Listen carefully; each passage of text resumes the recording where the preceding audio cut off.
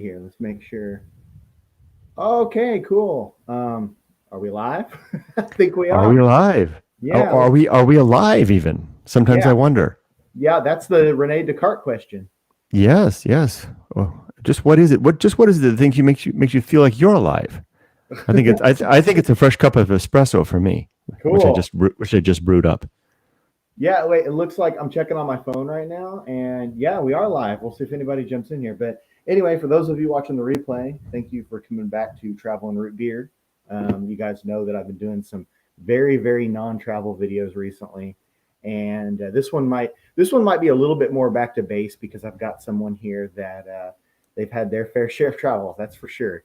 Hmm. This is Kurt Bell, also known as Softypapa. I've been a Greetings. his for a very long time on Thank YouTube, you. and it is an absolute pleasure to have him here. I'm gonna start this thing off by just letting him give a basic rundown of who he is and where he came from. Um, if you could just maybe start with the basics, just pretend like no one on my channel has ever seen or heard of you, and who you are and where you come from. Sure, sure. Well, Danny, thank you for having me on. I'm very excited to be here for I guess for the root beer part and some of the travel part, right? Yes, rare Indeed. time they cross paths because there's not That, much root beer abroad, is there? no, it's very hard. It's funny when I lived in Japan, I would get root beer and try to share it with the Japanese. It Do, never went do well. you like root beer? I love root beer. Oh, Yes, it's yes. fantastic, isn't it? It is A&W, but I like the craft root beers when I can find them. Right? Cool. Yeah, there's some good ones. We can talk about that sometime too if you want. I'm all about the craft stuff. Definitely. Well, thank you for inviting me on board. My name is Kurt Bell. For the most part, I'm just your average. Hey, just show everybody, I'm a newly minted senior citizen. I got my AARP card this week. So, living in California here in the United States. I work in IT. I'm a family man. I've got a wife. We've been together for 33 years. We've got a grown daughter, 20-year old, two dogs. I'm just pretty much an average guy.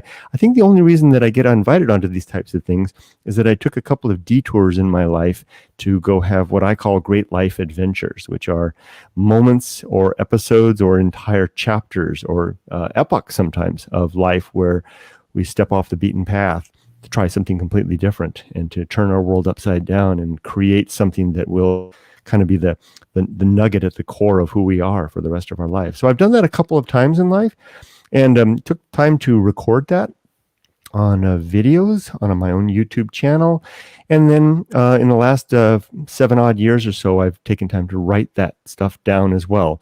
And that has been my what I call my effort at basically leaving something behind. Because like as I said, I'm a senior citizen, and it's not going to be. I got about 15 summers left, if I'm lucky, and 15 good summers at least, right? I might get a 5 or 10 pretty crappy summers after that. We'll see. But that's pretty much me, and Yeah. I'm happy to be here. Cool. Cool. Yeah.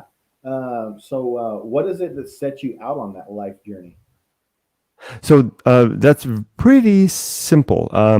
It was probably my parents. So I was raised in the early 70s, late 60s, early 70s, when America was all about finding oneself, and my parents were not immune to that. And when my younger brother and I were in elementary school, my dad quit his very good job as a computer programmer. We sold our beautiful home on the California coast. We bought a potato chip truck, and we said goodbye to everything, and we hit the road literally every morning.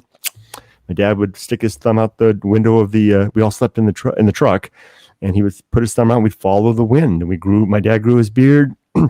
My brother and I grew our hair.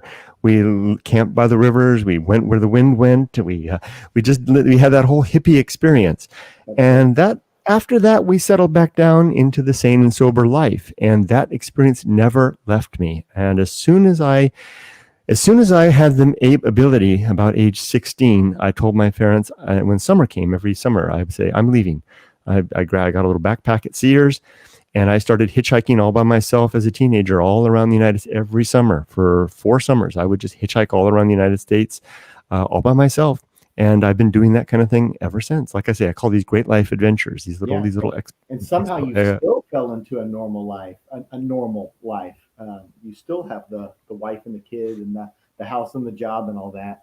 There's a reason for that. Yeah, and I know what that reason is, and that's because my own family fell apart. The family that I was raised by, my mother and father went their separate ways. Mm. One of the side effects of the hippies was they were not very focused on others. They were more focused on self, right? So when their own lives were not satisfied, when they didn't feel self-actuated, they were pretty quick to dismantle the family and go their separate ways, leaving the kids behind. So left in that void, in that wake of, and I was as it was hippies, they didn't raise me with much direction, very few values other than their own examples. In that void, when I'd finished college, I realized something inside me. I wasn't a cognizant event. Realized that if I went off into the world on seeking that greatest of life adventures, I would probably wind up dead, or dead, or so utterly removed from connection with society that I'd be one of those mumbling guys that you sometimes see Yeah. that has lost total connection. So I think that's actually a fear. I think that's something that holds people back. I think it is. So I latched on to a woman that I had been dating and that I love, and it's the same woman I'm married to now. And I said, I'm going to create a nucleus of human connection, and then trying to find ways to venture out into that other thing and can balance them both, right? Yeah.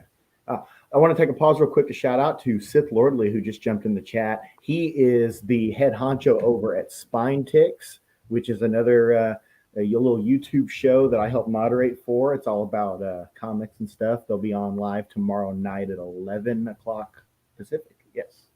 So nice. That is a nice shirt. Yeah, it's his. Yeah, he sent this to me a few weeks ago. I love it. It's very nice material. But wow, Spine Ticks. Yeah. So cool. So shout out to him there. But I totally feel you there. I don't have that connection with the whole the hippie youth thing because I'm a little bit younger than you, obviously. But but the one thing that I do connect with you on with that is my grandparents. You know, I was largely raised by my grandparents. You know, I did have both my mom and my dad in my life when I was younger, but I was just around my grandparents a lot, and I used to go on the road trips down south because my grandpa was from Louisiana. So there were several summers that I spent a great deal of time in Alabama, Mississippi, Louisiana, Florida, Arkansas. I spent a lot of time there, particularly Louisiana. And that kind of just sowed it in me that there's a lot more out there than just Indiana. You know what I mean? Like even though it seems simple and it's not terribly far away, but yeah. It sounds like another T-shirt. There's more out there than Indiana. You know what's funny is we actually my wife Liz actually has a T-shirt that's almost just like this one, except for it just has the Indiana logo and it just says home on it. I think her mom gave it to her like right after we came back from our big Asia trip. But nice. Yeah, so that's kind of funny that you brought that up because it is very similar to the shirt. Interesting. So that kind of instilled in me. So by the time I was like maybe 14-ish, I knew I wanted to do something really cool like that. And the viewers here that will watch this probably already know my background, but for the sake of it, Kurt, you don't know. My first like real excursion myself was whenever I was 18 years old. My best friend in high school graduated the year before me, and he went out to Wyoming to basically forge a relationship with his dad because he hadn't seen his dad in almost 10 years. Like, well, really, really seen him in like 10 years. And he went out there, and he was out there for quite a while, and then he gets a hold of me, and he's like, hey, when you graduate high school, if you want to come out here for a little bit, come on out. And I'm like, yeah. So, like, I think, let's see, graduated in May of 2006. By the first week of June, I was on a Greyhound bus with him because he'd come back to Indiana to visit. I was on a Greyhound bus with him with 2 bags and $500 in my shoe that I hid in my shoe so I didn't get mugged. Nice. That was my first like excursion in the world. So I don't have any video of that, obviously, but yeah, that's been God, that's 15 years almost. It'll be 15 years this coming June. So that set the precedent for the interest and subsequent adventures in your life, and including Asia and elsewhere. Yeah, I've been all over North America. I've been to 34 U.S. states. I've been to Canada, but mostly actually just completely in Ontario, actually. And then I've been to, well, technically 6 Asian countries, but I've only spent significant time in 5 of them. Okay, quick question for you: which state or country has the best root beer? Oh man, I don't know if there's a particular. Well, okay, actually, I have an answer to that, and I haven't actually had that root beer in that place, but actually, Wisconsin, a friend of mine from back home in Southern Indiana, he introduced me to a root beer that you may have had now. Have you ever heard of Mm. Sprecher root beer? It's got a No, crow on it. no. So it used to be only available at Menards. That's the only place you could get it because you can get it all over the place now. In fact, it's the root beer that what do you call them? There's a chain. I can't think of the restaurant chain. There's a pizza chain that carries it now. But Wisconsin is where it's actually brewed at. He adopted a little girl up in Wisconsin about 10, 12 years ago. And when they went up to go get her, he went to the Sprecher factory and he actually tried it right there in the factory. Mm. And so that's my answer there, even though I haven't technically drank it while in Wisconsin. I will say that is one of my top 5 root beers, and I know where it comes from. So Sounds like there's an expedition in your future there to yeah, I've been to Wisconsin, but not to root beer factories. Sounds like that would make a good video. Have you ever just taken an adventure? I know a lot of your stuff. If people check out your channel, they'll see a lot of your stuff is more about just going out and just seeing what you run into.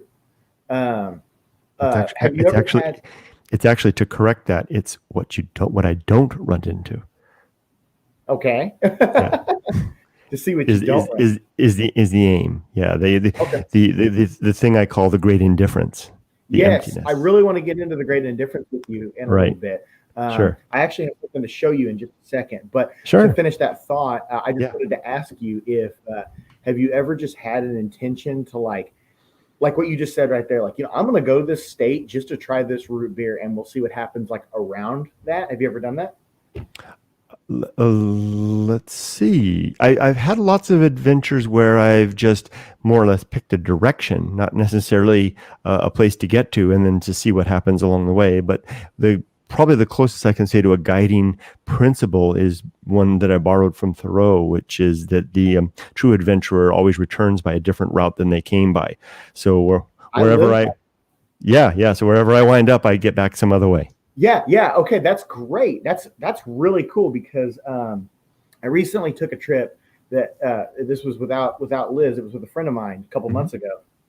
And there's a video on my channel that has like pictures from it, but I didn't film because I just didn't want. I just wanted that to be non-YouTube related travel, really. But I did do it like a collage video. Yeah, recording it is a distraction.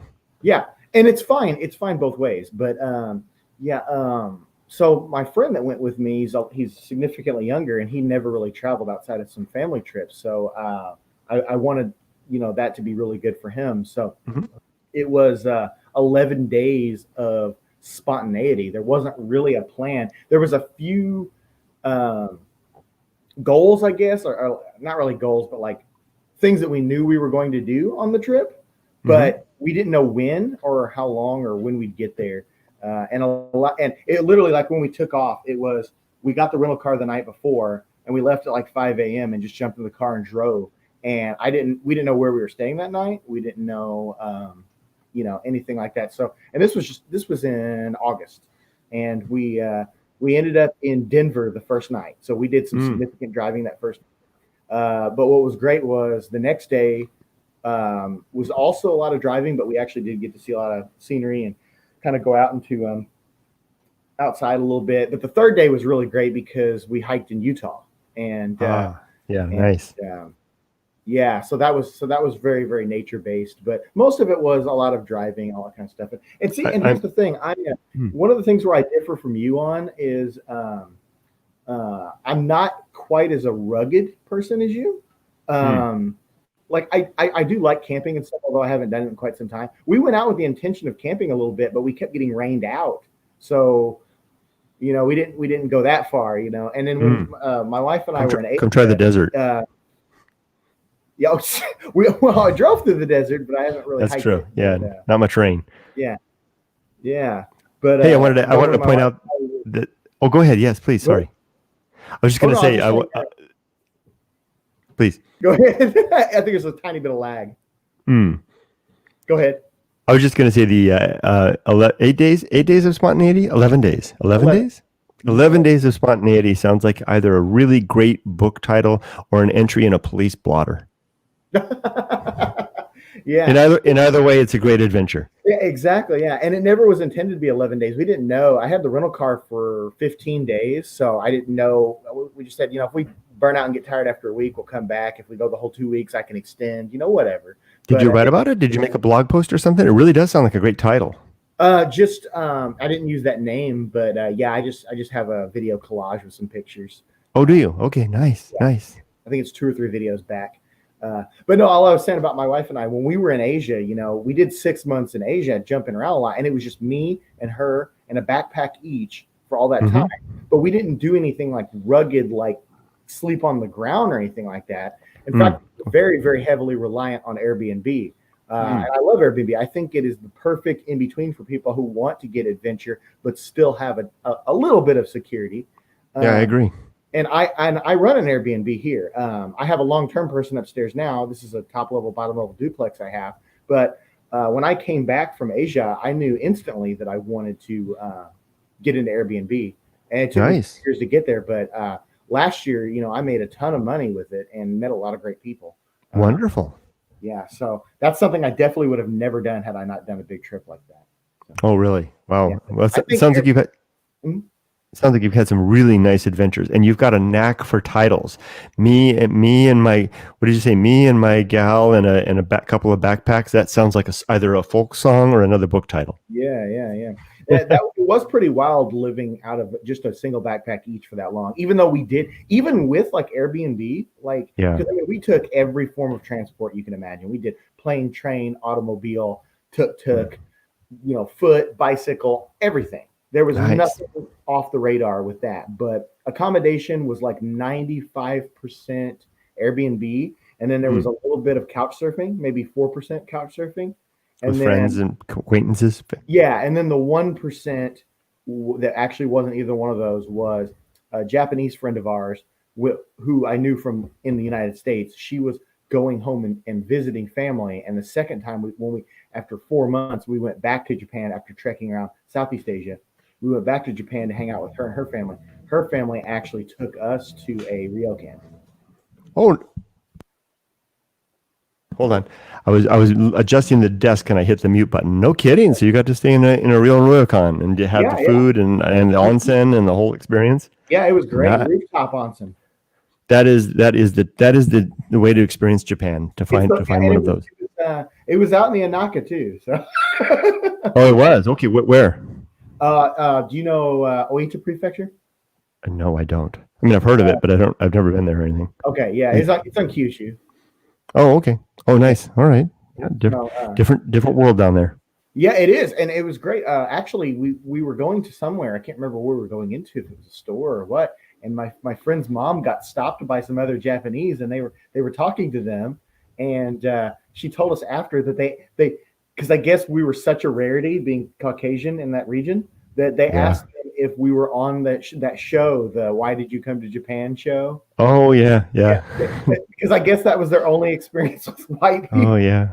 Yeah, the days of being a celebrity in Japan. Yeah, those days are waning.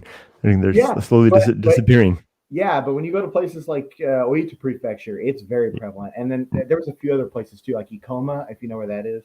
No. It's near Nara, actually. Oh, okay, sure. And, after the first time we went to Japan, Liz and I were like, let's just pick a place just off the wall and find an Airbnb there. And we picked directly between Osaka and Nara, and we stayed there. And the host actually spoke a lot of English. I was really surprised by that. Probably spoke English more than 90% of the other Airbnb hosts we had. So that was kind of impressive, that way out in the middle of nowhere like that. But it was evident to us that we were not common there, because even McDonald's had no English on the menu. The McDonald's sign was in kanji, and that in most cities it still has English. Mm-hmm. So that was an interesting experience. You were way out there 5 years ago too, so it might change since then. But yeah, nice, great stories. Oh, thanks. Yeah, and you total time. What's the total time you've actually lived in Japan, by the way? 15 years total. 15 total, and that's with some breaking up, because I know you guys came back to the U.S. at one point, right? Yeah, two times, two stints of actually living there, and one stint of just traveling around. But it all totals up to just under 15 years. Yep. Yeah. Your wife is pretty awesome too, to be able to uproot like that and go. I mean, She's she we are birds of a feather. So she and I both every 5 to 7 years we decide to hit the reset button on life. In fact, it's yeah, just about that time right now. So right. we were talking about it over the weekend. Yeah. We've actually got our plan all planned out to go back to Japan. So You might be similar to us then. Like, I'm sorry, mm, the other way around. I might be similar to you because we've been living we bought this place a year and a half ago, and we're wanting mm, to buy more property, and then we'll see what we get into there. But we've been together be 8 years next summer, and married 5, and nice. um, yeah, Where to next? yeah, exactly. Yeah. So obviously, I do want to go back to Japan for all the obvious reasons. There's so many obvious reasons. Like I don't have to tell Yeah, you, but that and just because I have a lot of good friends there, that's a good yeah, reason itself. But I really want to go to Greece. Honestly, that's a yeah. destination. Okay, so one thing I don't know about you is what all countries have you been to? Oh, let's see. Well, if you count business travel, I've been to a lot. Oh Um, yeah, I figured that. Yeah. So other than for just recreation, just pretty much Japan and Mexico. But I used to travel on business a lot, and my boss was very much encouraged me to always plan my trips so that I could have a weekend over wherever I was. So I've been through most of Europe and through a lot of Southeast Asia, Yeah. and all over the United States. So, but Cool. yeah, Yeah, yeah. And see, I definitely want to complete my 50 states. I've got a lot of them, so yeah, 34. I'm getting yeah. close. You're doing great. You got it like one of those Winnebagos with all the state stickers on the back of You know what? the. I'm glad you brought that up because before I met Liz, I came very, very close to buying an RV. Ah, I say very close. I mean, like literally, I think the week or two before the first date we ever had, I actually went and looked at one that was like $10,000 that wasn't quite there where I could buy it, but I was getting close. So I did, but that's something we definitely are considering doing in the future as well. Actually, nice. yeah. Sounds good. You guys got some good plans. You're lucky that you found somebody that shares that interest with you. Yeah, that was what I was getting at with your wife is that behind every good man is an incredible woman, and you would not be able to do done the things you've done. And I say that even with the solo things, to have a woman to put up with that, you know what I mean? Like that's awesome. Yeah, yeah. I get a lot of correspondence from folks who ask about that element. They're typically young men. Sometimes they're young women, and they'll describe to me that they've got a partner who doesn't understand, and this interest in going alone, and Yeah. they feel like the partners feels like they're being rejected, left behind, neglected, things like that. And it's a tricky thing because if you're one of those who is compelled to go alone, and we really haven't talked about what that entails, but going alone to me is something that has to be done alone. Yeah, yeah. Obviously, Yeah, it's and all you, about and being unequally yoked. yes, and if you don't have a partner that can at least tolerate that, then that makes it a problematic Yeah, and scenario. in my case, with this recent trip that I did, it was completely encouraged by her. Mm, And if I'm being completely honest here, and this is obviously going to be recorded and stuff, it was a much harder thing going without her, actually. Uh, mm, yeah, mm. but I'm glad I did. Actually, I'm really glad I did. And I'm not saying I wouldn't do something like that again. But as far as longer term stuff, I pretty much only want to do stuff like that with her. It But used to be that I ran about a 50-50 chance of turning back before the first night was up. are you? Now I'm at about 25%. So 25% I go alone every other week for 2 days and a night. And about 25% of the time my family will see me back before midnight of the night I left. Cool. I will not go. So So I know very well what that feels since like. you name drop going alone, I'm going to go ahead and promote now your book. Oh, well, there you go. Yeah. So I'm gonna tell you this right now. I've been meaning to get this book for a very long time, and I keep not doing it. And then when I took a stab and asked you to interview, and your daughter jumped in and read my comment on your live stream, and was like, "Yeah, we'll do it." I'm like, "Oh God!" I just went and ordered the book like right then and Oh, there. thank Um, you. Yeah, so all admitting, I have not completely dove into this. I have flipped through it a little bit, but obviously, watching your channel, I already know a lot of the content you guys. Anyone who watches this, Kurt practically reads the book on his channel. I mean, he literally reads the book on his channel. I do once a month. Yeah. What's that? Once a month, I do a book reading. Yep. Literally. So I do have the gist of it, but it's on my my reading list. But yeah, this is his Going Alone book here. Look at that. That's a thick book right there. But this pretty much contains his philosophy, and you spent a long time devising this. When did you first come up with the idea to do this? That book came about when after I had written it. I had been. It took about a decade to complete, and I had written it in the form of blog posts and some essays and some letters and some. I'm losing you a little bit. Oh, Yeah. How's that? I'm losing you a little bit. Yeah. You're good now. All right. I heard you say the blog posts and essays. Yeah, blog posts, essays, journal entries, and letters that I had written to people who had written to me. When I came to him, last time my wife and I came back to the United States, I came alone first and was here for 14 months before my family came to join me. And during that time, I remember that. I think I was watching you the most during that time. Yeah, that was a very trying time for me, a very challenging time. I could hear it in your voice and your video, but it was great. I mean, because there was such a progression. Yeah, and when I was done with all that, I realized really what happened was I began to have experiences in the desert with that aforementioned Great Indifference, and when I finally recognized what it wasn't, I realized that I had been building my writing, had been building towards that all along. So the various chapters in the book were written during different stages of the unfolding story. So I really never set out to write the book. I simply, when I had finished the book, I turned around and went, "Oh, I wrote a book." Yeah, that's pretty impressive there. But so basically, it's almost as if it was like private journal that you decided to just publish. Precisely. If I had not been recording the experience along the way, the book would not have been written. And what I find very curious is that I could not have written any of those chapters at any time in my life other than that particular period when I was writing it.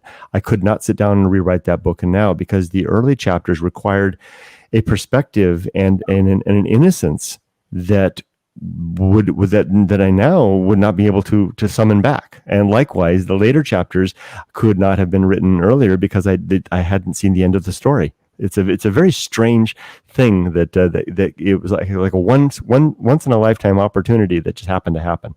So that's really interesting because I actually have a skeleton of a book that I've worked on for a while, just called Travel and Root Beer. If I ever end up doing this, releasing it as a book. But and I was trying to capture, and a lot of it did come back, even without going back and rewatching old YouTube videos of mine. A lot of it did come back as I wrote it, and to try to capture like that experience, that particular. I mean, obviously I've traveled before and I've traveled since, but that big 6-monther that we did that right had a huge impact on myself and our marriage. Honestly, it was a huge impact on our marriage. Sure. Try to capture that, and at some point I would like to release that for that purpose so people can kind of capture that, because I have my own inspiration like that. Like, are you familiar with oh man, why do these happen whenever I can't think of it? Can't think of Rolf Potts. Do you know who Rolf Potts is? No, I do not. So Rolf Potts was a writer for what did he write for? He wrote for Salon back in the day when that was like a really big website. Obviously, they're not. Just a moment. Now, really. Sorry, I unplugged myself. There you go. He wrote for Salon. Yeah, he wrote for Salon back when they were a real website. Now they're just mumbo, like it's just whatever. I've read a few articles on there in recent years, and it's nothing inspiring at all. But unless that's what you're into, it's fine. Inspiration from non-inspirational works. But anyway, so Rolf wrote. I didn't know them back then. I didn't know him when he wrote for that. But actually, when I lived in Wyoming, I came across his first book, which is called Vagabonding: An Uncommon Guide. Mm. And I read that book front to back in a store, actually, in a single sitting. And Wow. Very it had Japanese of you. I've done that a lot actually. I do buy books, obviously, but there's a Barnes and Noble in my hometown that is honestly better than any Barnes and Noble I've ever been to, and I don't know why, but it's really really nice. And I've probably read 50 books cover to cover inside that place. But Wow. yeah, and they've got my business, so it's not like they didn't make anything off me. But yeah, so Rolf wrote this book, and it had a huge impact on me. And it was basically he had a similar story to you in the sense that like he took off with a friend, I think when he was 16 or 17, and like hitchhiked down to Mexico and back. And that was kind of like the thing that just started it all. Next thing you know, he's driving around in a van and all this stuff, and then he's teaching English over in Korea, and then then next thing you know, he's trekking in the jungle, all this stuff. And he rode his motorcycle along the Great Wall of China, and that's kind of the big like staple point of the book that he always points to. He's like, if you want to jump on a motorcycle and drive down the Great Wall of China, you can. Mm. That's kind of his thing there. But it had a huge impact on me. And a couple of years ago, I actually reached out to Rolf and let him know just a brief thing about myself and what kind of influence he's had. And he got back to me. Actually, it was pretty cool. And I told him, I'm like, yeah, you that book. Like I would love to just buy that book and give it to people because it had a huge impact on me. But anyway, that's Rolf's book. Your book here, I'm going to put a link to it in the description, so Thank you. people can get a hold of that. And this is not a travel book. This is a philosophy book. That's what people need to realize. It's more like how you think of things whenever you encounter things. I would say. Yeah. Right. Yeah. So that's But there is a journey in it. Yes, but it's not. But what I meant by that is it's not a travel book. It's not a book about per No, se destination. It is. no. It is yeah, interpretation. And it's not actually a book about winding up alone. It's a book. It's got a happy ending. It's a desperately almost say dark and empty journey all the way to the bitter end. And then in the end, there's a happy ending. All right. Well, one of the things I wanted to ask you about too, you brought it up at the beginning of this conversation, but it just wasn't the right time. Is you mentioned the Great Indifference. Could you please explain what exactly you mean by that? Sure. So, in the way that I've chosen to live my life, which is to seek solitude and wilderness in order to basically quiet the mind, mainly to quiet the distractions of everything around me. I didn't really know why, but I enjoyed the quietude. In the experience of doing that, it took me about 5 decades to finally realize that if I went far enough and deep enough into wilderness, and frankly, it has to be a desert because I've done most of my adventuring in the mountains of Japan, and there's no way you can't see the great indifference there. The fecundity of life, the amount of water, the noise, the presence of humans is too much of a distraction. But if you can find a really deep desert setting, almost a moonscape, and if you can go far enough alone, you can't follow a path, can't follow a trail, can't use a compass, can't take anything with you. You just have to simply head off into the horizon, go far enough over the last mountain, and then keep on going. The best way to do this is actually to start off at night, and no flashlight, no compass. You just walk, maybe start off like at around 9 p.m. and walk until 2 or 3 o'clock in the morning. And then when you wake up, wherever you are, going over mountains, valleys, across volcanoes, whatever, especially it's got to be a moonless night when there's almost no moon, where you're literally stumbling over things. If you do that, and when you wake up in the morning and you find yourself almost lost and quite alone and quite disoriented and perhaps bruised and damaged and a little bit frightened, maybe desperately quite frightened because maybe you don't wonder if you have enough water, especially if you do it in the right time of the year, like in the California desert. If you do it in around April or early April, late March, no later than early April, because you can die. If you do it at that time when the sun comes up and around 9 or 10 p.m., you start to realize, oh no, have I gone too far? Because there's a thing out there that I call the desert killer. And it's not a it's not an entity of any sort. It is simply the fact of the heat and the cold that will kill you in the desert. Yeah. And if in around early April, if you've hiked all night, maybe slept on the ground for 3 or 4 hours, woke up with the sunrise, and didn't expect to be where you were, has scrambled together a little breakfast. No fire. Again, no fire is allowed. Scrambled together a little bit of whatever you've got in your pack and started heading out again. And just about 9 p.m., you start to realize, I may have overdone it. I may have overshot the mark. I'm half a day hike away. No trail. I don't know how I'm going to get back necessarily. I don't even really know clearly how to get back other than navigating by the landmarks of the sun and the like. And the heat is rising so fast that maybe by noon I'm going to die, because there's no place to hide. There's no shelter at all, and you really can die. And I've been out there when people have died. If you can do that, and if you're really honest with yourself out there, you're all alone. You're scared. You're weak. You realize you're mortal. You realize your mortality. You realize how close your mortality is to snuffing out. And you look out into the sky and out into the desertscape, the moonscape around you. There becomes an apparent what I call the Great Indifference, which is the absolute void emptiness of the universe that surrounds us. And for lack of a better way to describe it, the apparent absence of God, that we are basically alone in this universe. And all we've got is these brief 20, 50, 40 summers that we have to experience. And then what happens at that point is that it's a strange juxtaposition, whereas a person like me who seeks the solitude of the great deep desert suddenly realized that the only thing that matters in life is the woman that agreed to wear my ring, the daughter that has half my DNA, the 2 little dogs that I rescued from a shelter that are so happy to see me when I come home, and my coworkers, my friends, the people the strangers that I get to see and share a smile with, like the woman at the Rite Aid tonight when I went to pick up some ice cream. And you turn around and you say, what the hell am I doing out here? You've got a great dose of great indifference and shot in the arm, and I traipse across the desert. I hop on my motorcycle. I race back to my family. I burst in the door and I give them both a big hug, and I say, I love you to death. And that is the happy ending that is the consequence of the experience of the great adventure, and to apprehend and experience and discover the great indifference. Sorry for being so long-winded. Oh, that's fine. That's fine. If I may take that into a little bit of my self-interpretation. Sure. I would say that what you're doing when you do this sort of thing is you're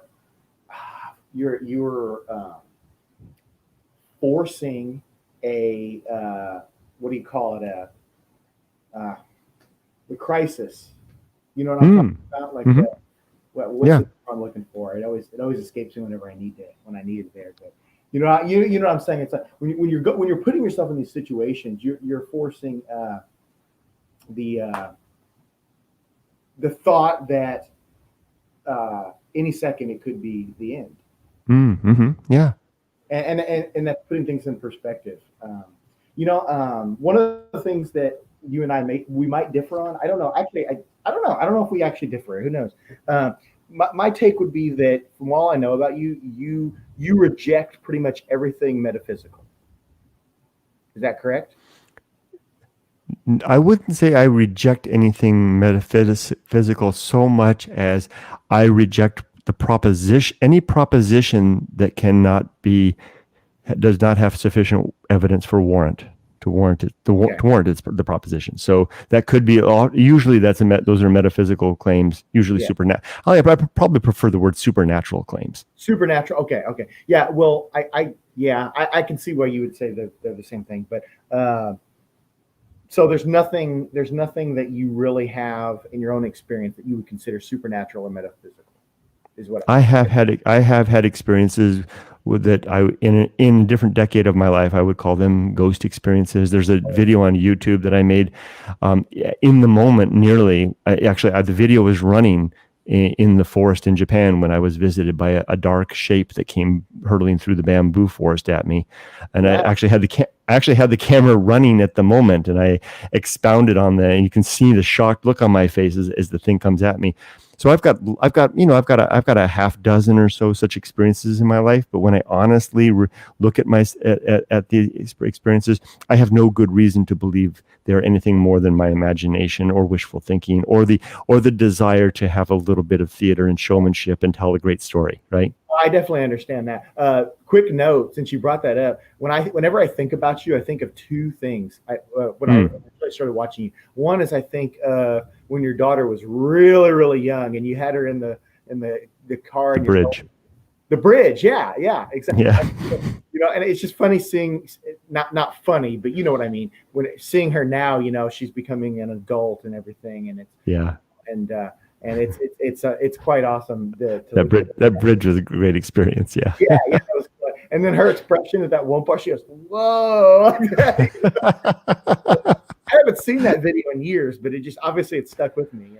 That Yeah. and the other thing is, I think it might be the very first time I ever saw you. You were filming something during the day in Japan, and you go, "Excuse me while I point the camera down. I don't want to catch these girls on film," like the old Duran Duran song. Girls on film. Yep. I don't want to catch the filters. Yeah. Yeah, it's so funny because now when I hear that song, I go, "Oh, there's Kurt Bell's song right there." Yes.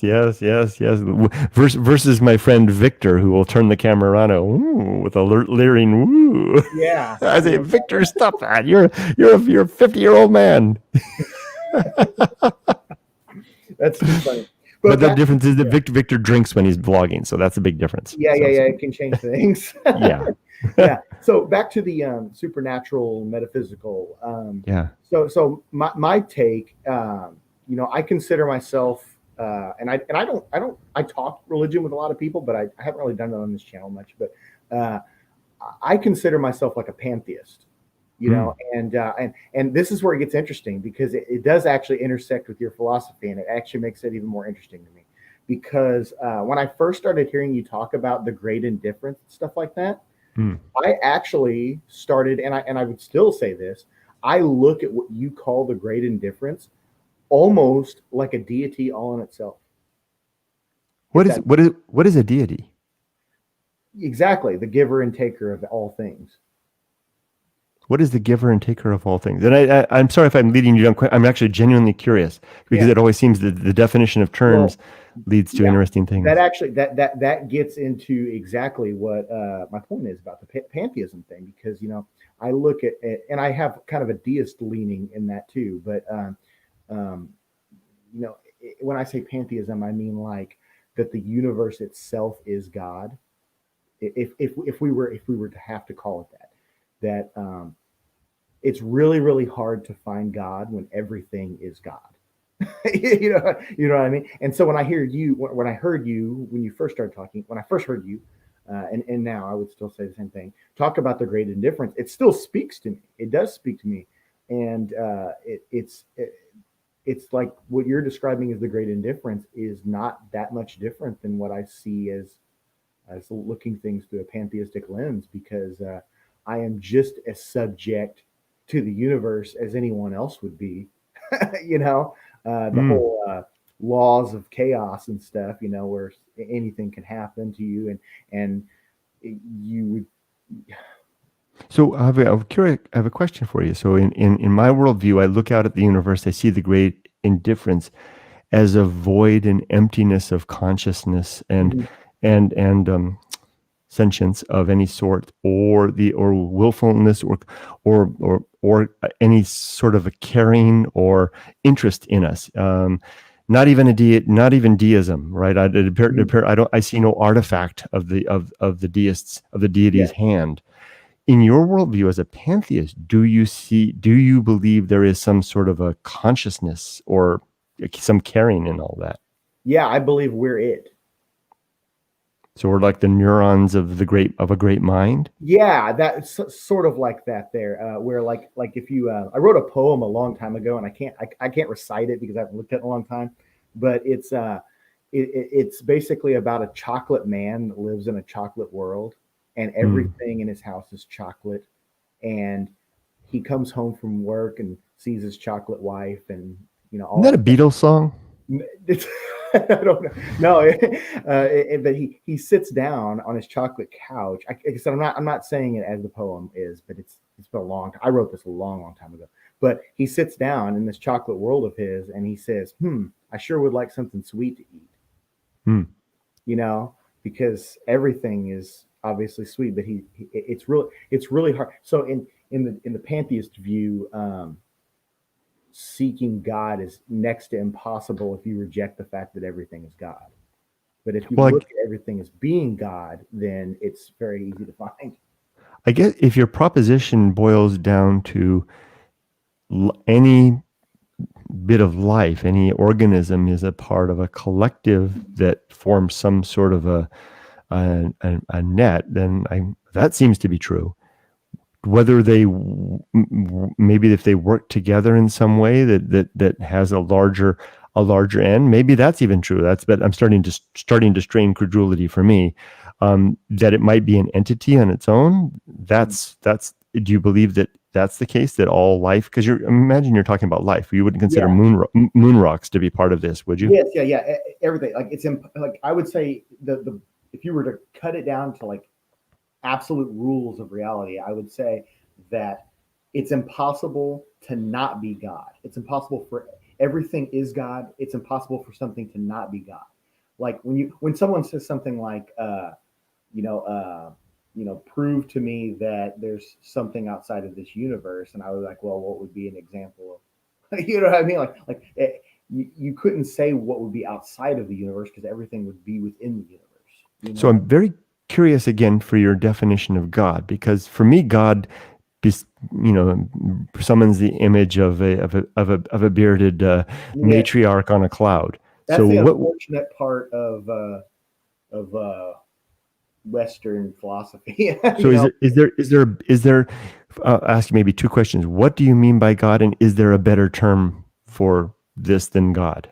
Well, that's actually what I'm trying to get at with your Great Indifference. When I started hearing you talk about the Great Indifference, like I was like, that's a perfect name for God, because the universe, from your perspective of what you're writing, that the universe does not care about you. It's just it's the only thing, the only care in the universe is what you care about, basically. So if I was able to hand out words to ideas, I probably wouldn't choose. And I'm not saying that your application of the word God to the Great Indifference is necessarily wrong. It's just simply that it summons a contrary image. It summons the exact opposite for most people that I know, which is, oh, you're saying that God is some sort of an intelligent, conscious agent that is No, that. I'm actually saying the opposite. I see where Hmm. you're coming from, but no, actually, what I'm saying is that your Great Indifference is a better explanation of what the actual God would be than what we've been given for centuries. So what word could you use to avoid that confusion besides God? I wonder. And I'm asking that not to Yeah. clarify for you your definition, but so that I can understand what you're saying better. So if Are you is there a familiar better with term? Are you familiar with George Carlin? Yes. Are you familiar with the thing he said about the big electron? No, probably, but I don't remember. Yeah. I Okay. probably heard him say it. He had a comedy skit, but it was very, very nice, very philosophical in nature, where he talked about that God is a big electron, and he was basically referring to like the sun is. You can see the sun every day. Why wouldn't you worship it? It gives life, it gives warmth, all that stuff. Oh, right. And he Yeah, worships Joe Pesci. yeah. And so basically, what I'm talking about is I'm talking about redefining God, and we have centuries of a being sitting on a cloud with a beard, which I absolutely reject. I don't Hmm. believe. Just to make that clear, Hmm. that I'm an atheist in the sense that I reject every dogma that's been given me. Put it Hmm. that. I'm an atheist, and I'm a pantheist in the sense that I know the universe is real. I know that's real. So that I'm a pantheist in that sense. But I would say that you know, I'm a deist in the sense that um, a lot of people, a lot of great people have been inspired by something, whether that thing is real or metaphysical only, then, that's to be determined by the individual. But I actually have something else here I was going to show you. I'm glad this came up because this is perfect. Hmm. I'm a really big fan of like the American founding fathers, and not just like for what they're most known for, but all the little things they did. And I'm a huge fan of Thomas Jefferson. And I just picked up. Hmm. Are you familiar with the Jefferson Bible? Have you ever seen that?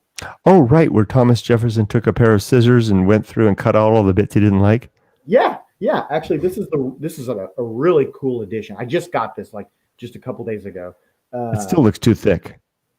Still looks too thick. Yeah, yeah. Well, it's got a lot of like this whole section here is just talking about the history of the book and Oh, okay. it was preserved. But Oh, all what's right. great is this is the Smithsonian edition, and what they did was they took the actual Bible that he made and they Hmm. photocopied every page. And so, excuse me, it actually looks exactly like how he did it because it's an Wow. exact photocopy of it. Wow. I So would love to see what he did with Exodus 21. Is it even in there? I don't know. I haven't got into. I just got it a couple days ago. I guess I haven't even gotten to your book, and I've had it a week. But Oh, okay. yeah. So Interesting. Can you just out of curiosity, does it even have Exodus 21? Has that whole chapter been removed? let's see. That's the chapter that deals with So the way slave. he did it was he. It's funny because I know the Bible quite well, so I actually went to where I think Exodus would be. But Hmm. since these are all cut out, it doesn't have it listed like that. So I'd have to see if there's a like a. And the only reason I'm asking is that's one of the two chapters that deals with slavery. It'd be Oh, interesting. It'd be interesting to see. Although didn't he have slaves? yeah, but he was definitely a proponent of ending. Actually, he's the president that ended the slave trade, and Yeah, I but would that's imagine he did it more from precedent than anything else. But yeah. Well, I mean that might be a topic for a different time, but there mm, are very specifics about Thomas Jefferson and his stance on slavery, which aren't quite what people think. mm, I'll tell you interesting. that from a historical standpoint. That might be a topic for a different time because it is quite deep, but. Mm, But yeah, in a nutshell, yeah, he had them, but it's not like he went out and bought a bunch of them. He actually inherited all the slaves that he had. All the slaves that he bought were actually slaves that were family members of the ones he inherited, and he bought them to mm. keep them together. So Yeah. Yeah, I he's a have no doubt that he was probably a very good guy and yeah. obviously very, very important in many ways. It would just be interesting to see how he dealt with some of those verses. I'll have to look Oh that yeah, up. I'm sure. That may be the reason, part of the reason he chopped this thing up. Because he removes all magic and divinity from it. I know that. I know that the focus is on the New Testament because the actual subtext that is the life and morals of Jesus of Nazareth is what it is. Because what he wanted to do was he wanted to take the moral philosophy of the New Testament and get rid of all of the divinity and anything that would have been uh, used to subject people, basically, like how the Romans would do and stuff when they would commandeer things out of. What a very interesting project to have taken up, and Yeah, he never. also tells you a lot about how much time he had on his hands. Well, he was 77 when he did this, Oh wow, and awesome! he I'll probably be never making a train set. he never intended to distribute it either. Like literally, Uh, this was his. That's how we know it's genuine philosophy because he literally sat there and did this and cut this thing up and pasted it together. And then when he died, someone found it and then they kept it and they preserved it how it was. Uh, Wonderful. and at the end of his life, he belonged to a Unitarian church.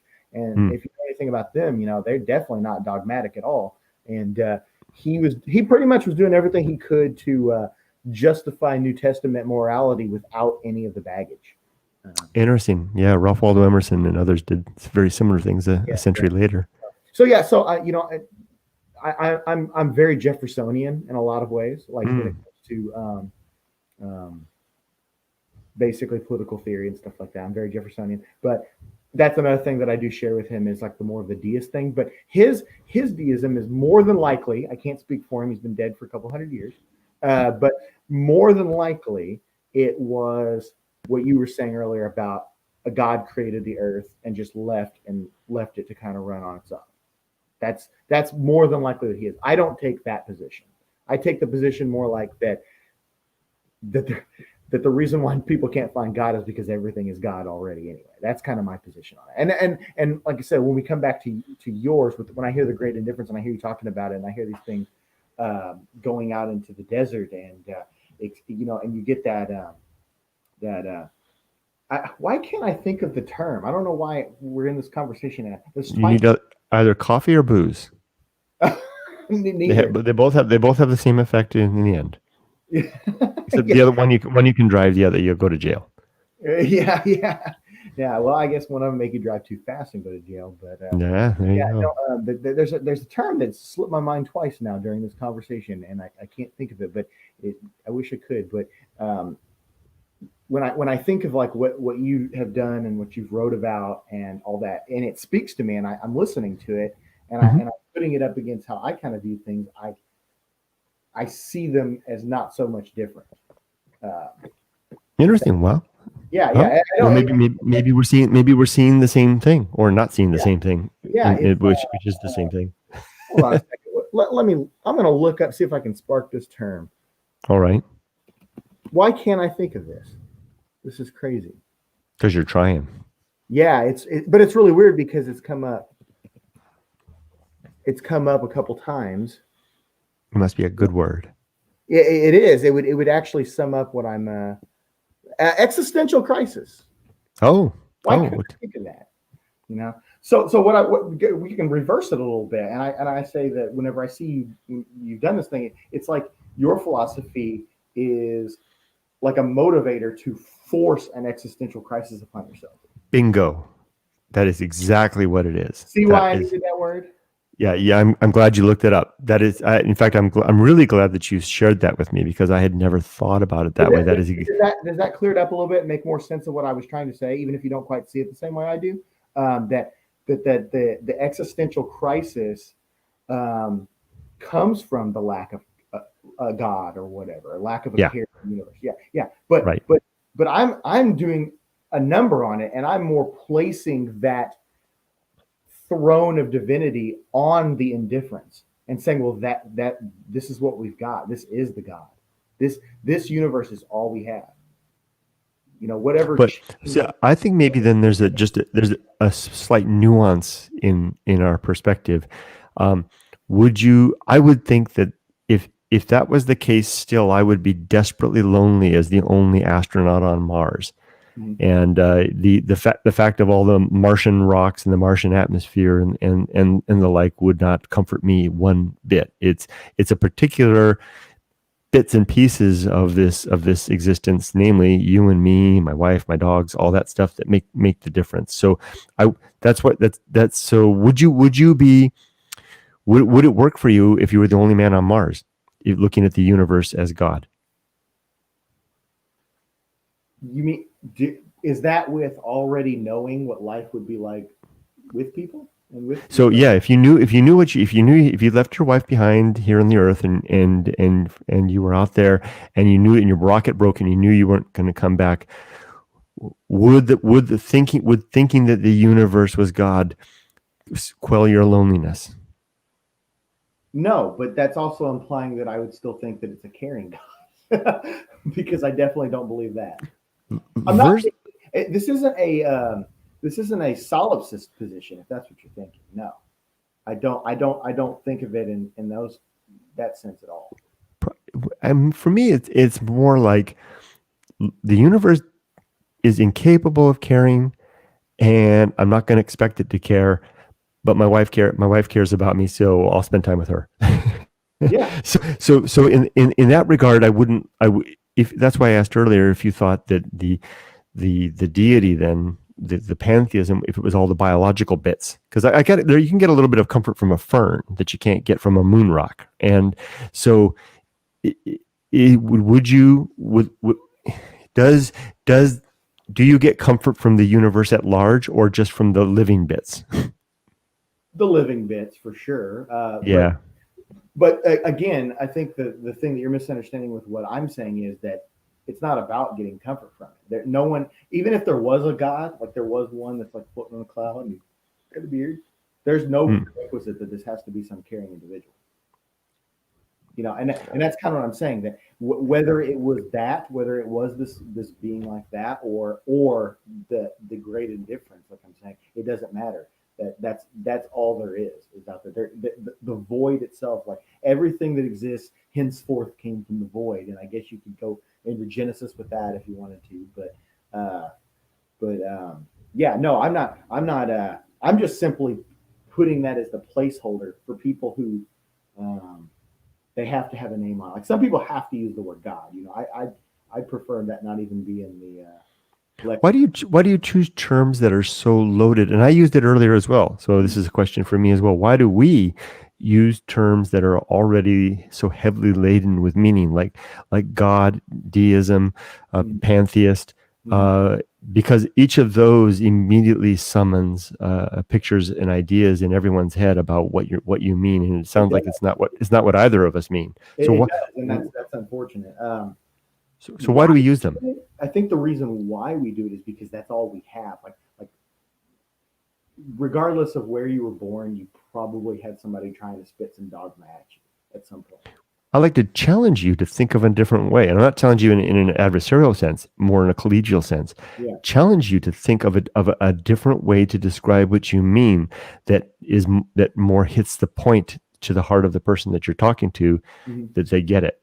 Because otherwise, can you think of anything offhand that Not might the be void. closer? I mean, if you specifically, then you would just call it the void, probably, which you already do. So Oh, no, I'm actually asking that of you. So, is there a way that you can describe your cosmology in a way that doesn't come pre-saddled with so much meaning? it's really That I hard to. There's no doubt about it. It's really hard to mm, because, like I said, we all use the same lexicon, and yeah, um, yeah, it just seems I couldn't think of a word off the top of my head. That's for sure. no, I can't either. And even the Great Indifference doesn't capture it, because the Great Indifference is the dark side of, for lack of a better way, if I would, dark and light. Light is love and companionship and warmth.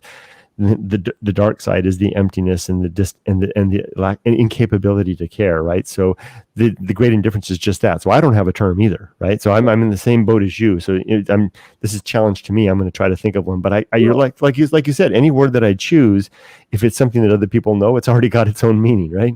so yeah, I've read a great deal of like Taoist philosophy also. Um, Yeah, I'm sure you're familiar with a lot of that. But not really. oh well, I just assume so because you're a lot of what you say is very similar to Taoist philosophy. But Hmm.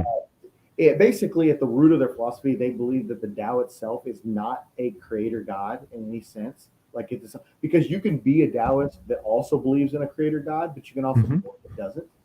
Hmm. So they're not in conflict with each other at all. Like if you take a farmer in the hills of China that believes that there was a creator who created things, then they could still believe in the Tao and how things work.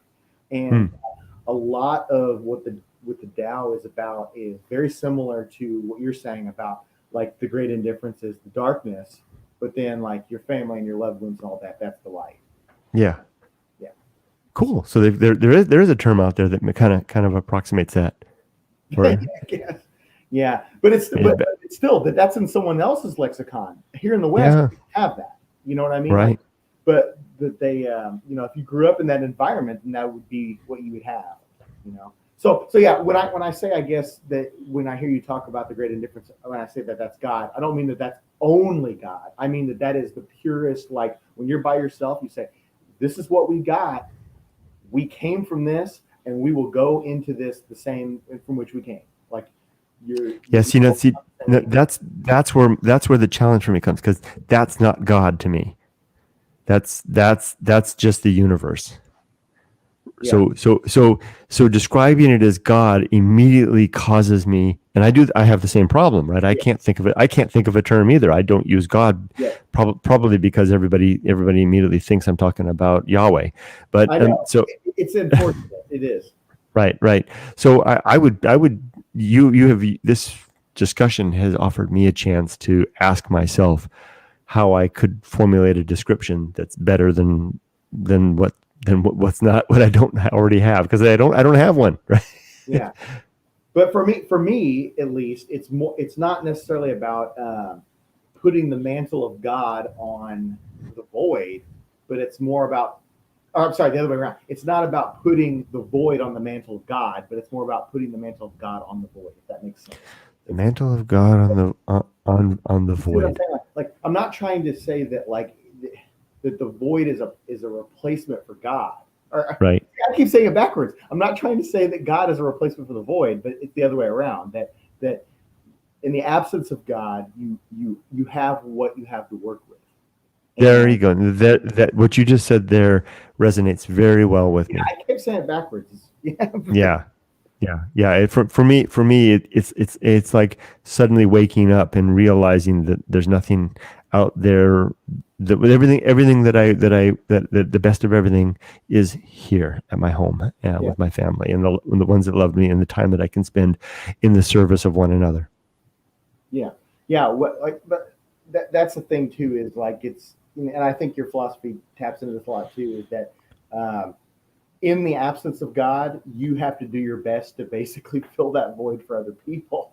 You know, like What an interesting thing to say. That's because as a former theist, I would have thought quite the opposite. That in the absence of God, in the words of Dostoevsky, all things are permitted, right? But you've just said the exact opposite. In the absence of God, you need to summon the way to be the best that I'm not saying it as well as you did.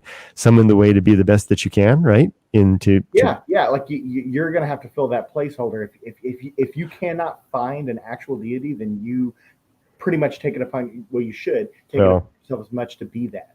well, the way you said that if I when in my theist years, I would have blasphemer. You're putting yourself in deity. Oh, I like the meaning. The meaning that what I was struck with was that you were going the opposite direction. You're like looking around, saying, "Well, gosh, if there's no grand oversight, then I guess I've got to keep an eye on myself."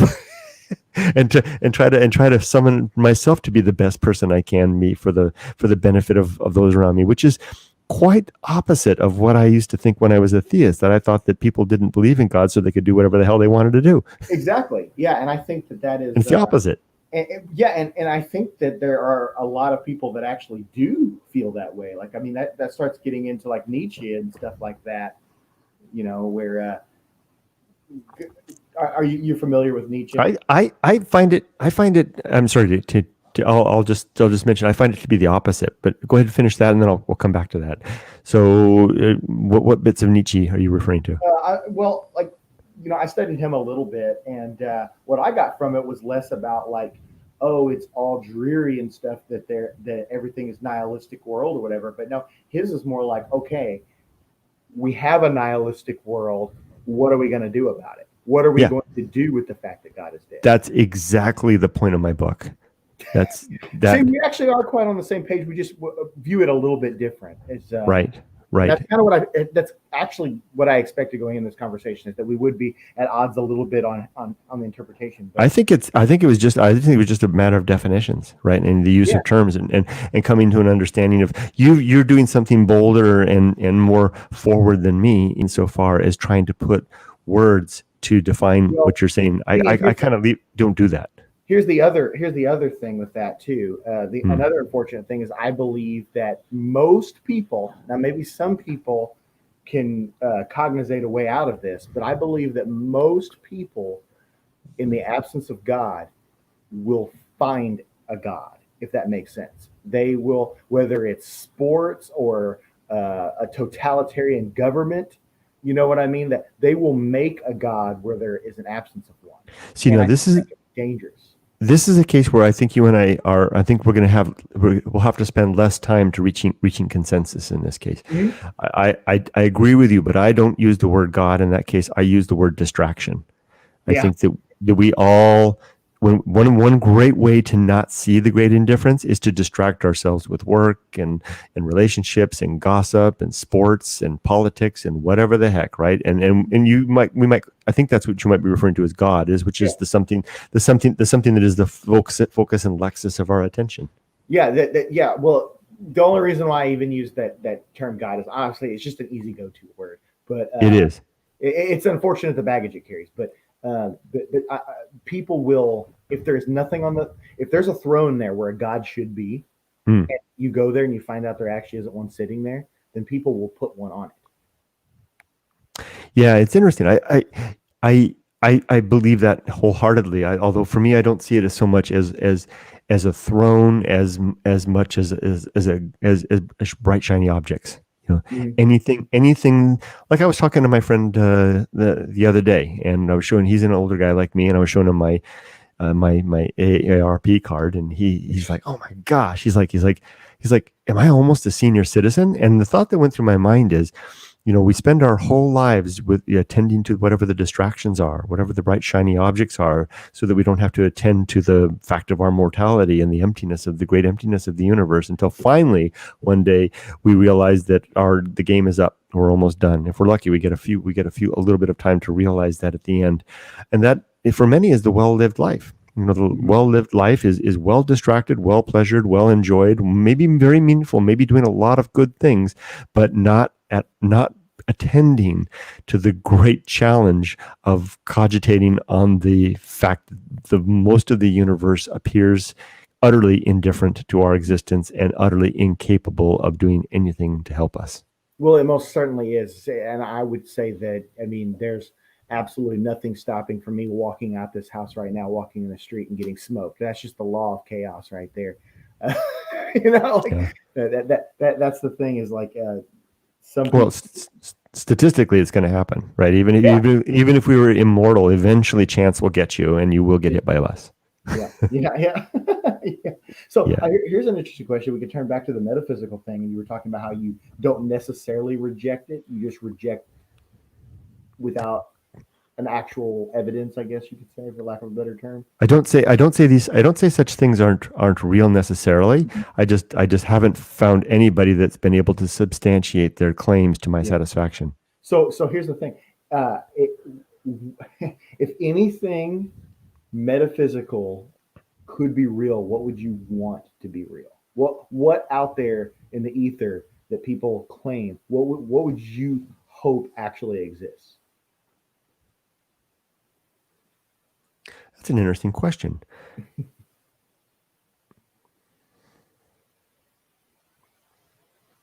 Do you have an answer? Yeah, time travel. Oh, interesting. Why? I mean, obviously that's cool, but what would what would you want to do with that? Well, obviously it's cool, but yeah, a step beyond being cool is that I feel like the most could be done with it. You know what I'm saying? Like yeah, if I had telekinesis, then yes, I can move objects around for a little bit or whatever. Or if ghosts were real, it's like, oh great, now I have shit to be scared of. You Hmm. know, but if time travel was real, then there's a lot you could do with that. I would. I don't know exactly what it would be, but I would want some mechanism to. Okay. Very good. If I can have anything I want that's metaphysical, I would want to. I would want to excise from the universe all suffering. Oh wow. Well, would that put you in? That would put you in more of a position of being a god then. Perhaps, or I'm just the one deciding what the genie shall do, right? But Yeah, yeah, yeah, so perhaps some would look at it that way, but that's what I'd want. yeah. Okay, Yeah. interesting. Yeah, yeah. All right, now I'm sure you're a subscriber to this because it's to me it's just fact. But do you believe that the world has just continuously gotten better over time? And I mean, not without its faults and gone back, but like obviously medicine has improved things, communication has improved things. Do you believe that generally speaking, the world is always getting better? Well, have you read Steven Pinker's book, The Enlightenment Now? No, I have no idea about that book. Yeah, he uses United Nations. It's basically a book based on, for example, here's the one chapter here on inequality. And so he will base it. If you just go a few pages, you're going to find here it is. Here's graphs and charts for based on. Let's see what these are based on. It's sources: international inequality, OECD, intra project. So he cites all of his sources. This one over here. Typically, they're big studies that are done, and he shows empirical data for all of these types of metrics, inequality, prosperity, longevity, and the like, and he shows how things are trending. And if you look at these, it's basically all good. Now these are typically relevant to human well-being. So these are things like longevity, education, prosperity, the like. Of course, if we take into consideration factors like climate change, that may change things. But yeah, so I guess if you read this book, then it's hard to come away thinking otherwise. Yeah. See, and without even seeing that data myself, I definitely believe it from other things I've seen, because history teaches itself to me that like things get better, because obviously we've gone way past the point of kings and queens just killing because they're bored. You know what I mean? I mean, well, in some places maybe, but I think the easiest way to realize the truth of this is to ask yourself a question that if you could go to go into your time travel thing, if you could travel a one-way trip just once to any time from now into the past, with one caveat, you don't know, and this is an age-old question, right? Not without the time travel. This is the you don't know where you're going to be. You don't know what your wealth, where you will be on the wealth spectrum, on the wealth of what gender you'll be. Nothing. You will just pop into existence somewhere along the time scale in the past. What period of time would you choose? That is a great question, because this is something I've pondered a lot, actually, because one thing that I know is that there is a limited scale of time where communication would be impossible. You know what I mean? Like I would have to do it if I wanted it to be a fun time where I'm actually having a good time. I would have to do it within the scale of time where I could actually still communicate with the other people around me. So think about all the different factors. I think the obvious answer is now. Right? I mean, because every metric that you can possibly think of decreases as you go back, especially if you don't know where you're going to be. If you ask people these questions, they'll typically say, oh, I want to go back to the 19th century. I want to be a little house on the prairie with a nice little homestead. And they're like, no.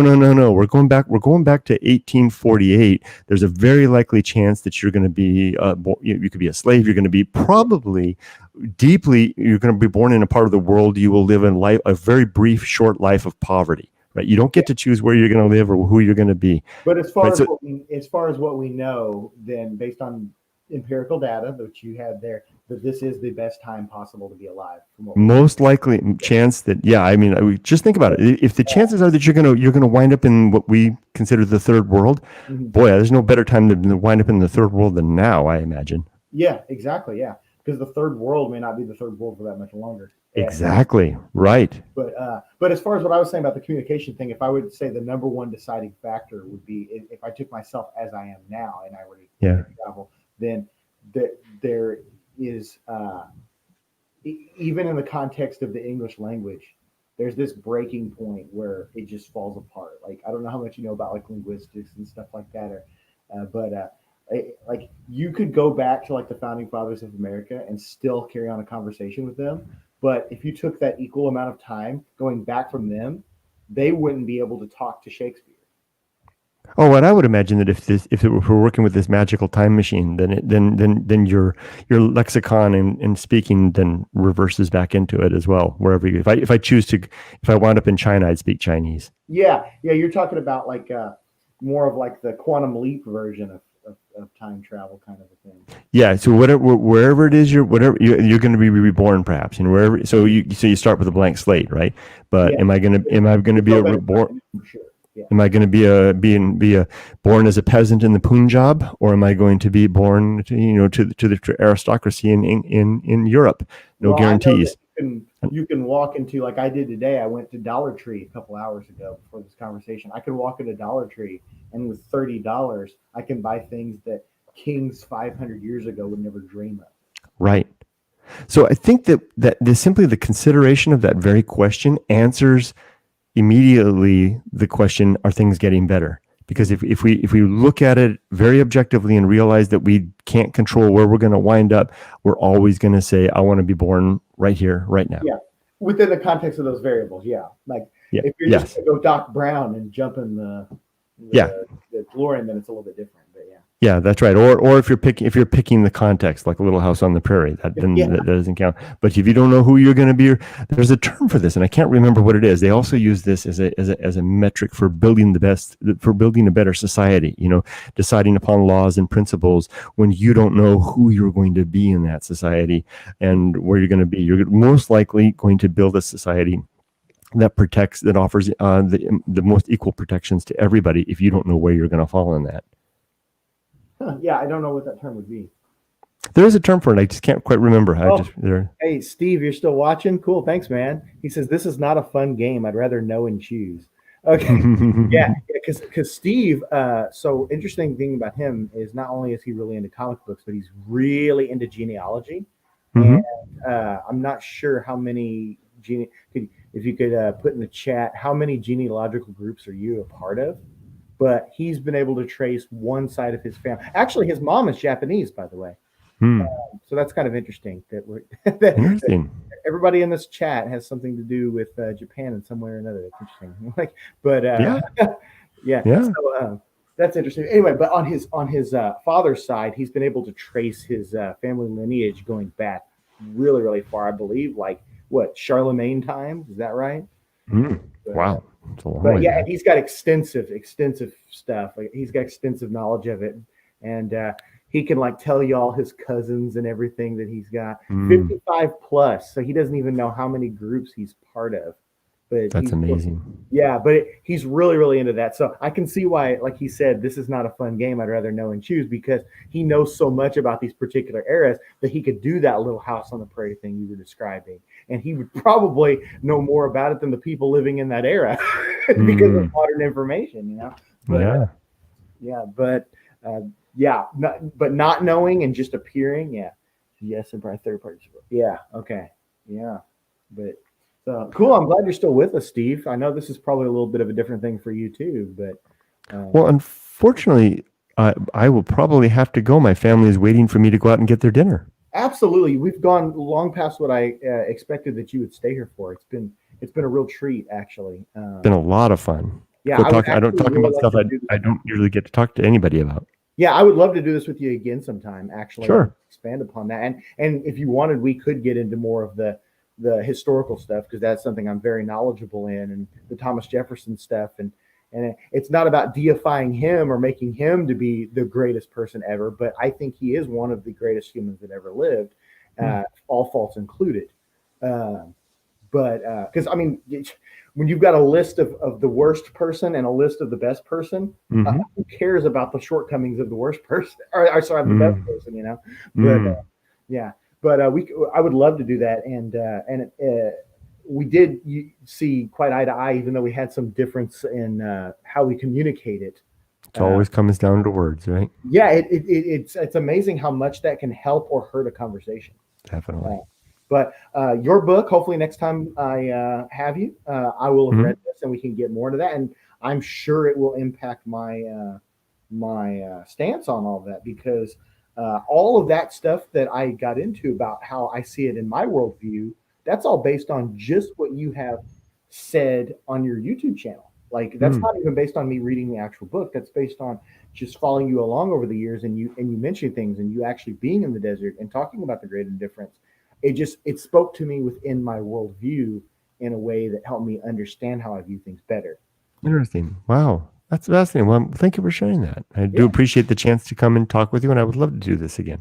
That's awesome. Thank you very much. So I'll let you get to your family, and I look forward to your next video. Going out and getting nachos tonight, so get a big pile of them. Yeah, she likes them with everything, with the barbecue, pulled pork, all that stuff on it.